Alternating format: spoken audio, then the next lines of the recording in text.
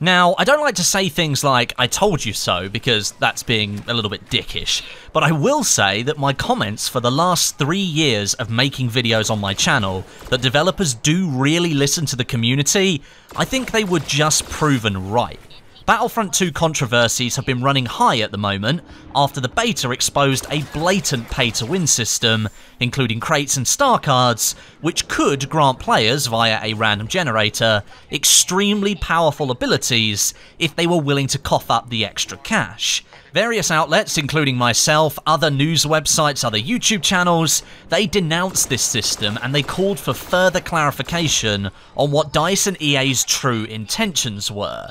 Many were rightly holding off on a true opinion because it was a beta, a work-in-progress product, and things could change. Well, things have changed, and for the better. Here's what DICE is doing to address our concerns. Now, first of all, DICE is fully aware of some of the balance issues that the star cards and weapons presented in the beta. Reinforcement soldiers, specifically the Flame Trooper, weren't as powerful as intended, considering it cost 3,000 battle points to activate. It should have been a lot more powerful. It was very difficult to know where the flames were actually going, and I think that caused a lot of confusion. The developers also specifically mentioned the Infiltrator ability for the Specialist class being extremely overpowered, and considering I had that equipped the entirety of the beta, I would have to agree. It was extremely overpowered. It's likely to see a rebalance along with a lot of other things in the final release. I think the developers realised, seeing all of this stuff tested in a proper public environment, that some of the value changes between star cards were quite drastic, and it made certain abilities extremely attractive over other ones. Getting those values into line and making sure each star card and ability feels useful is important to bring variety into the game over time, and then they can balance things from there. But at the moment, everything was sort of up and down, but at least DICE were made aware of that and they're going to make some changes. But let's get into the meat and the bones of it here, because specifically we need to talk about crates, star cards, and progression. DICE acknowledged that they needed to do more to explain their plans here, and that's exactly what they've done. Something that wasn't made totally clear in the beta was just how tied the star cards and crates were to the progression system. In the beta it appeared the crates were the progression system, and I think that annoyed a lot of people, myself included, because that was going to take a lot of the depth out of the progression system. But DICE has provided more details now, and they've stated that the most powerful items in the game, and that could be top level star cards and certain weapons, they will be on offer to all players who earn them by completing in-game achievements.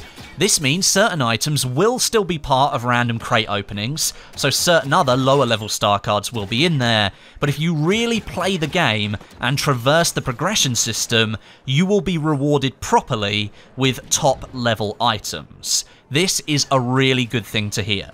Secondly, it appears that blasters have now been removed from the crates, along with crafting parts, and instead crates will include a mix of star cards, emotes, outfits, and victory poses. So based on the information we have, this means the only way to unlock new blasters is to play the game. Another good step in the right direction. DICE has also clarified that the way to earn crates in Battlefront 2 is either through playing the game, playing rounds in multiplayer or single player, collecting credits after rounds, or completing in-game challenges, or you can purchase their premium currency, called crystals, and use those to buy crates in the menus, and then open them up. As I mentioned, this still means there is an element of pay to win here, as you can spend real money to open up crates, but as we've heard, the powerful cards, the powerful abilities, and most powerful items in the game, they will be tied to playing the game only, and you will not be able to obtain those through the crates. So essentially what's happening now is you have a pay to accelerate situation. With crafting parts now seemingly to have been removed from crates, they will be handed out if you open crates and receive duplicate items exactly the same way as you did in the beta. And they can be used to help you upgrade star cards and build weapon mods, again, exactly the same as you could in the beta. And lastly, DICE has stated that you have to earn the right to upgrade your star cards and unlock most weapons in the game. You will only be able to upgrade and unlock these if you've reached a high enough rank in the game, and that's determined by playing the game. This means the rank of each class is no longer tied to how many star cards you have and their rarity level, which means in turn that the 3 different star card slots that you had for each trooper, each hero or reinforcement will no longer be tied to how many star cards you have. It will mean that you have to actually play the game with each class, you will progress forwards and unlock those extra slots, just like a conventional progression system. Now, all of these statements and clarifications, they do make for good reading, and as I said in the intro, DICE has indeed listened to what the community told them, and they've reacted to that. That said, there is still an element of pay to win in that you can buy premium currency and open up a bunch of crates in order to try and get some higher level star cards.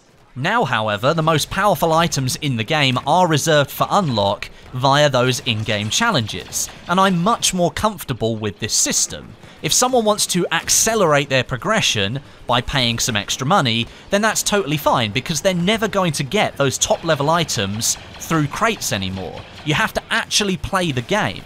They're not going to get those higher level items any faster than you are, because they need to dedicate the same amount of time to the game that you do in order to complete those challenges. So there's a ceiling to this pay to win system. You can only get so far through the progression by spending actual money before people who haven't spent any money might be able to progress through the progression system and unlock those high level items. Anyone who wants to accelerate their progression and pay real money will only get to a certain point, and they will have to play the game the same way as somebody who hasn't paid loads of money in order to get those high level items, which kind of makes the situation much better than it was before, but I still see people getting a little bit frustrated that you can pay money to boost yourself much further ahead at the beginning. Whether DICE came out and made these clarifications and changes because their beta system was so heavily criticised, or whether it was indeed that the beta simply didn't have the extra content in it because DICE didn't want it tested, I guess we will never truly know. But I would like to think it was in fact all a reaction based on what the beta presented.